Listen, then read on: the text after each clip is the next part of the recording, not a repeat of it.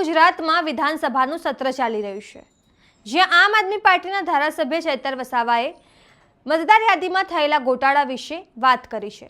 તેમણે કહ્યું છે કે એસઆઈઆર પ્રક્રિયામાં કેટલાક લોકોના મત કપાયા છે। નમસ્કાર, હું છું ચંદ્રિકા પુત્રી નિરાલી। आओ सांभळीए चैतर वसावाए शुं कह्युं। 1/1/2026 ની લાયકાતના તારીખના આધારે સઘન મતદાન સુધારણાની પ્રક્રિયા ચાલી, એમાં પાત્રતા ધરાવતા કોઈ નાગરિક રહી ના જાય અને પાત્રતા ન ધરાવતા કોઈ અંદર આવી ના જાય એના માટેની આખી પ્રક્રિયા ચાલી।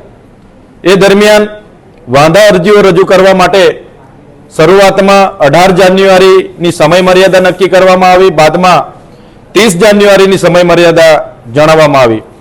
એ દરમિયાન આપે પણ જોયું હશે કે 29 જાન્યુઆરીના રોજ જ્યારે ચૂંટણી પંચ દ્વારા પ્રેસ નોટ કરવામાં આવી, એમાં 9,88,621 ફોર્મ નંબર 6 અંતર્ગત નામકરણી કરવા માટે મળ્યા છે એવું એમણે જણાવ્યું।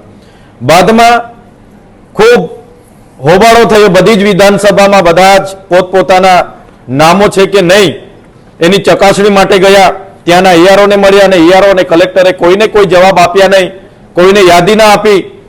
અને સવાલ એ ઉભો થયો કે 17મી અને 18મી જાન્યુઆરીએ જે 7 નંબરના ફોર્મો રજૂ કરનાર હતા એ કોઈ પણ દસ્તાવેજી પુરાવો વગર ઢગલા બંધ બલ્બ સંખ્યામાં રજૂ કરીને ગયા। હજારોની સંખ્યામાં નામો કમી કરવા માટેના ફોર્મો રજૂ થયા।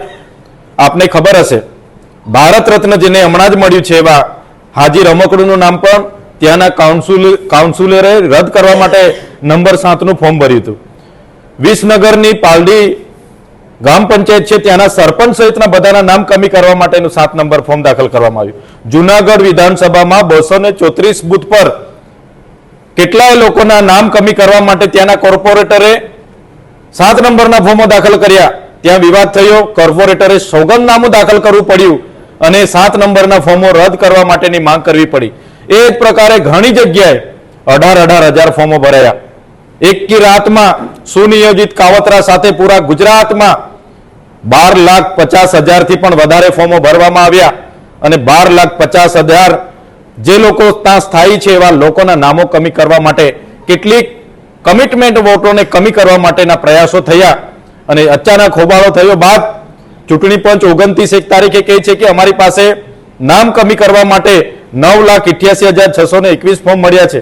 બીજા જ દિવસે 30 જાન્યુઆરીના રોજ ફરી ચૂંટણી પંચ એવું કહે છે કે અમને આજની સ્થિતિએ 1,83,235 ફોર્મ અમારી પાસે હવે બાકી છે। એક જ રાતમાં 8,05,386 ફોર્મ કોણ લઈ ગયું, કઈ રીતે રદ થયા, એનો કોઈની પાસે જવાબ નથી।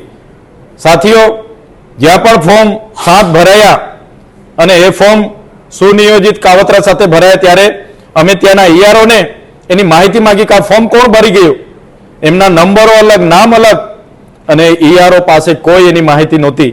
આપણે મામલતદાર, પ્રાંત, કલેક્ટર તમામ કચેરીઓ સીસીટીવી કેમેરાથી સજ્જ છે, છતાંય કોઈ પણ દસ્તાવેજી પુરાવા વગર સંવિધાનમાં આપેલો મતદાનનો બંધારણીય અધિકાર છીનવવાવાળા લોકો હજારોની સંખ્યામાં એક કાવતરું કરીને, સુનિયોજિત કાવતરું ઘડીને મતદાનનો અધિકાર છીનવવાના પ્રયાસો થયા અને તંત્ર એ લોકોને પકડવામાં નિષ્ફળ ગયું।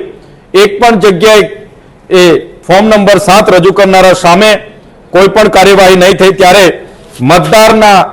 મતદાર યાદીમાંથી નામ કમી કરવા માટેના જે પણ લોકોએ 7 નંબરના ફોર્મો ભર્યા છે એમને આઈડેન્ટિફાઈ થાય અને એમના પર કાર્યવાહી થાય। લોક પ્રતિનિધિત્વ ધારો 1950 અંતર્ગત એમના પર કાર્યવાહી થાય એવું અમે સન્માન્ય ગૃહમાં પણ માંગ કરી છે।